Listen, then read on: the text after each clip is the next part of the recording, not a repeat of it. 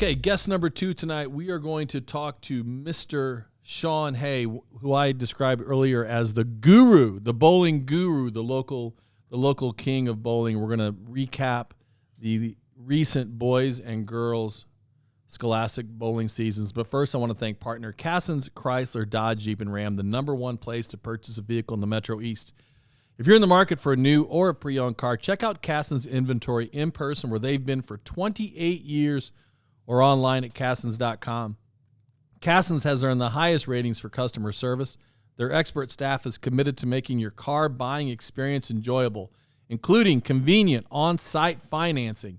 I've purchased 5 vehicles there, including that brand new Gladiator. Did you see it out there, Luke? See my Jeep? It looks good, doesn't it? That's mine. I bought it there. And I will not purchase a vehicle anyplace else. With over 90 years of experience in the Metro East, Cassens is the clear-cut leader for quality, service, and customer satisfaction. Go see Steve, Cliff, Holly, Greg, Bob, Mike, or Evan today. And a lot of coaches out there listening, and one coach in this room. I'm going to tell you a great way to earn some money for your program. Since 2014, Snap Mobile has supported athletic and activity programs nationwide with reliable fundraising and administrative solutions. Snap Mobile has helped schools and coaches raise nearly $1 billion for their teams. Former Belleville East coach and athletic director Jim Loyette is your local Snap Mobile rep. So if you're a coach, an AD, or a parent looking for a 100% hassle-free way to raise funds for a team, a group, an organization, you name it, give Jim a call at 618-910-1781. I've personally worked with Snap Mobile, and I am sold on the process, the professionalism, but most of all, the results. Okay, guest number 2. Coach Hay, bowling coach, Collinsville K-Hawks. Welcome back to the show. Good to see you again. Thank you, and thank you for the kind words. Well, you've earned it, man. How many years have you been there? At Collinsville, I've been 25 years. It's a long time. Are you the dean? Are you the local? Has anybody been doing it longer than you locally? Currently at Collinsville, no. As far as in the conference, I think Mike Imes from O'Fallon has been there. He wasn't head coach when I first started, but he was in the programs, and he became head coach a little bit later. Yeah, Mike Imes does a great job. I know he was here for a long time. How long have you been into the sport of bowling? Did you start bowling as a kid? I started when I was about 3 or 4. My mom was a assistant manager at Trimore Lanes in Granite City. Later became Granite City Bowl, and then unfortunately shut down like a lot of bowling centers have done. I spent a lot of time there as a kid growing up in Granite City. Granite City had Bowlhaven and Trimore. No, they had Bowland. Bowland. Bowhaven's up in Alton. Okay, right. So they had Bowland and Trimore. Mm-hmm. And were those the only 2 bowling alleys in Granite City when I was a kid? That would have been for me. Like I said, I spent most of my time at Trimore because my mother was the assistant manager, so I got free games every day. And actually, I had a condition when I was a child. I had to actually wear leg braces, so I had to invent a unique way of bowling, and who knew it would become a worldwide phenomenon. I used 2 hands, and unfortunately, I didn't stay with it, but now two-handed is one of the primary ways that people bowl. I've noticed that. Mm-hmm. But when you bowled with 2 hands, nobody else was doing that. Oh, well, I was doing it because I didn't have a choice. There was a bar between my legs that separated my legs, so I couldn't swing a ball normally. So now, granted, my 2-handed was a bit unconventional. I would run up to the line and then slide on my belly and push the ball. Kidding. I was a little kid. Where'd you go to high school? I ended up going to Marquette, Alton Marquette. Did they have a bowling team when you were in high school? They did not, and actually nowhere around here really had bowling. Now, in the early 80s, there were some girls' teams. Down here at Collinsville had a girls' team for 3 years, and then they just kind of folded the program. But anyway. On the one hand, I feel like there are fewer bowling houses than there used to be. Definitely. But on the other hand, I feel like there is more scholastic participation for boys and girls in bowling in high school and in college. College for sure. And honestly, that's I'm so grateful that the high schools in this area, this all started from the bowling proprietors. They really got the ball rolling on this. They covered the cost for 5 years for every school to start a program. So it was kind of a contract deal. And after 5 years, they would continue to support as much as they could, but it was with the understanding that the school would take over. And it was very like visionary by them. And what schools found out is there are lots of kids that will bowl that may not be able to participate in other sports. And so my first year coaching, and actually it's kind of funny because I'm coaching her daughter now, but I had a girl on the team who was a little person, and it's very difficult, obviously, to be a varsity level player with that condition. And she was a varsity level player. So it just gives so many kids an opportunity to compete at a level that in other sports they may not be able to get to.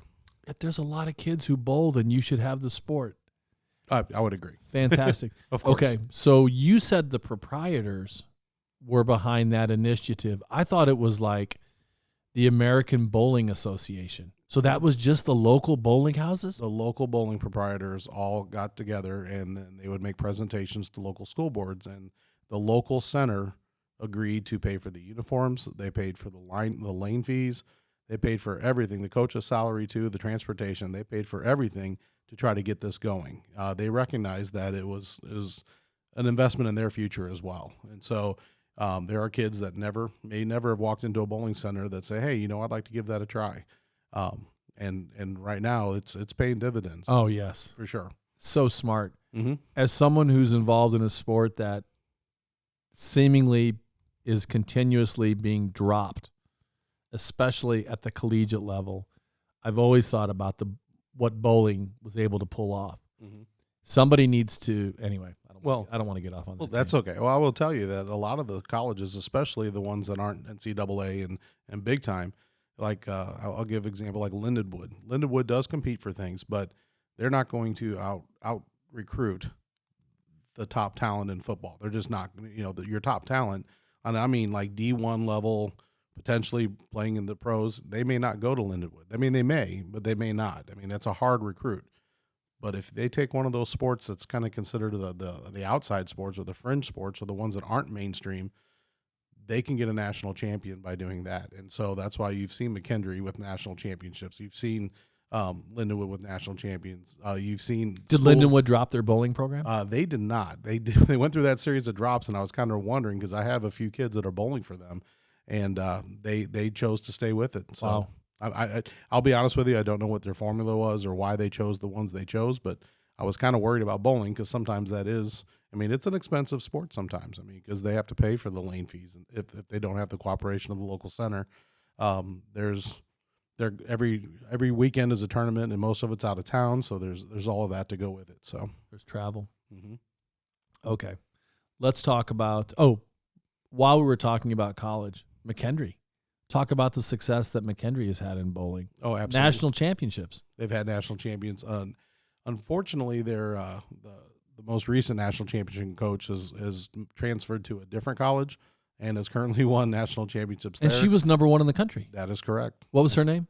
Shannon O'Keefe. I tried to get her on the show. Did you? Yep. Unsuccessfully. Yeah, she's busy. Yeah, she's a professional herself and things like that. But their new coaching staff, they're assembling. Actually, their boys coach has been the same since I've been coaching. Honestly. Really? Yeah, he's been there since with their first rise to success.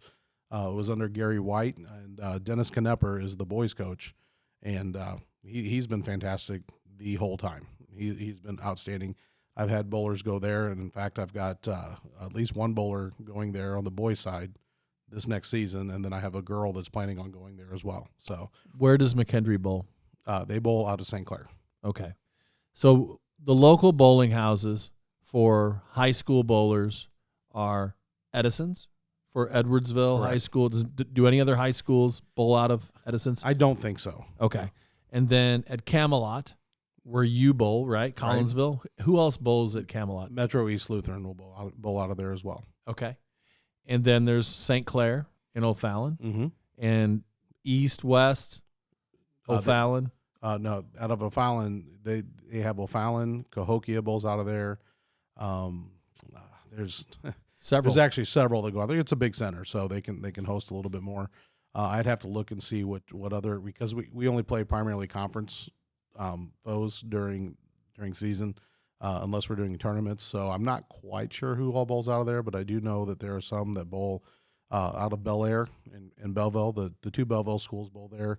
Or excuse me, the three Belleville schools. We also have Althoff that bowls out of there, and I think there's one other team that bowls out of there. But yeah, it used to be a lot more centers, but yeah, it's definitely gotten to a point where more teams had to bowl out of the same center.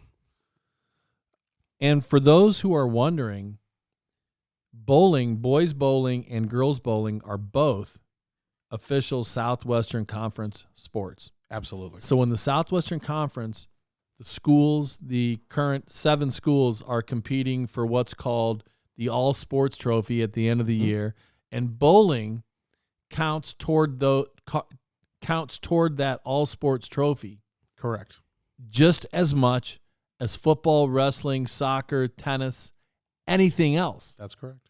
So it's a big deal on the radar of these Southwestern Conference schools and athletic directors and communities. Mm-hmm. It's not an inconsequential sport.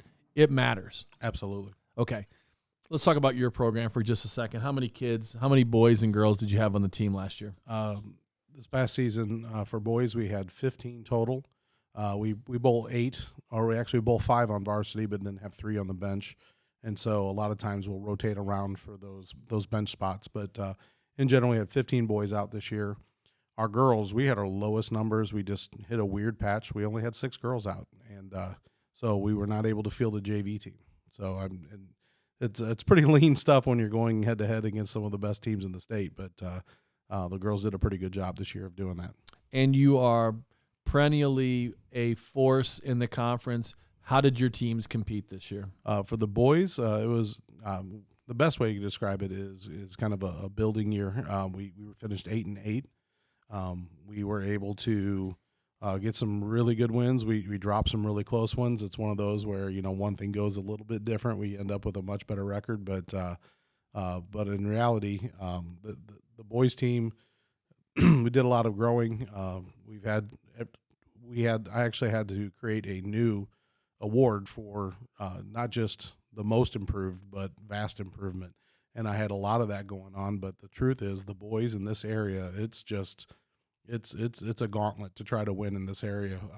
The last 3 years, 7 of the 9 state trophies that are awarded in bowling went to Southern teams. So this is the hotbed in the state for bowling, without a doubt. And so even an 8-8 team here might have ran conferences somewhere else. So, I mean, it's been pretty it's challenging, definitely, as a coach to have that, but that's what elevates you to your best. So the Metro East / Southern Illinois is dominant over Chicago. Absolutely, it's not even close. And with all due respect to those teams, there's some great teams up north. But like I said, 7 of the last 9 state trophies have gone to Southern teams. And the team that always surprises me the most that has had so much success is Salem. Oh, you would be surprised, but the owner of the bowling center is absolutely dedicated to his kids. He's their head coach, and he's a phenomenal bowler. He's bowled on the senior tour, gotten money. I mean, he definitely is the real deal, and they have learned a long time ago to just trust him because he's going to get them there. And they fell a little short this year. They ended up not getting in the trophy. They seem to be a bowler short most of the year, but Harrisburg was kind of a similar situation. They've got a proprietor as a coach, and let me tell you that they were a force to be reckoned with all year long. We had the rankings. Without a doubt, I put them number 1 the entire year because they were a solid team. The team that kind of surprised people this year was Breeze Central. Breeze Central is a very young program, but they're well coached, and they are really, really good athletes. So Breeze Central is going to win our MESPY for Boys Team of the Year. They finished 3rd place. That is so appropriate in the state. They were on my radar, so I saw that as well, and I too was surprised by that they finished ahead of Salem. So what's the secret to the success at Central? They also, I mean, with any program, you need the support of your center and be able to get lane time, and they do a great job. They bowl out of Breeze. And I think it's VNH it's called, but it's their bowling center there in Breeze, and they get plenty of practice time. Their coaches are knowledgeable. They're very knowledgeable, and they do their homework. I mean, they put in the time to get better. They don't just do plug and play. They actively try to get better, and so you could see them from the time that they first came on, and you could see their growth, and you can tell that they were going to be good. Plus, I'll be honest, they have the bowlers. So they have the kids that have the ability, and they pay attention. They learn from their mistakes, and they get better each year. So I noticed they started off in 24th place after game one at state finals. So, I mean, a lot of teams would have just gotten their heads down and everything else, but they just kept plugging away. They made it to day two, and then afterwards they finished up in third, which is absolutely amazing. The other team that really surprised me across the board, boys and girls, Mascoutah. Highest local finisher, Marcellus Goodknecht. Yep. Goodknecht finished 14th. Mascoutah girls finished 4th, the highest Metro East team, and the highest female bowler was 5th place, Emily Blanchard. Yes. Also Mascoutah. So Mascoutah earns three of the 4 bowling MESPYs, with Central getting that boys title. And I was surprised that Mascoutah had that kind of success in bowling this year. Well, they have also had a very dedicated program. They're doing a lot with their middle school, which I guess I neglected to say that for the Central. For Breeze Central. But, yeah, the middle school programs are key. If you're able to get those kids on the lanes earlier, get their fundamentals right, and which all of those programs are doing. They're very fundamental based. And I'll tell you this, I see those kids. I work with kids with the Junior Bowling Club of Greater St. Louis. I see these kids bowling and entering tournaments, and I watch their progress in the off season as well. So without a doubt, they put in the time. Well, it's working. How many tournaments do you coordinate in the off season? Are you coordinating tournaments? Are you directing tournaments? I'm part of a group that does. We do 14 different tournaments. We have one a month. And then we have a couple extra tournaments that will help other organizations run.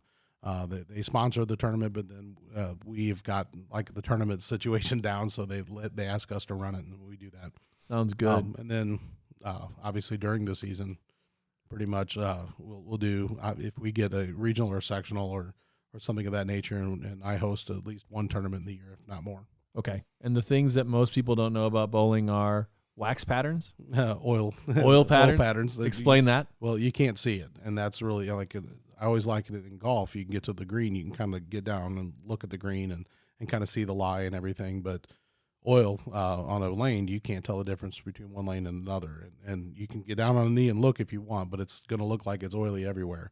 And just because you go into a place doesn't mean they're going to put down the same oil. So it's definitely a moving target. It's it's like it's almost like doing mini golf because it changes constantly.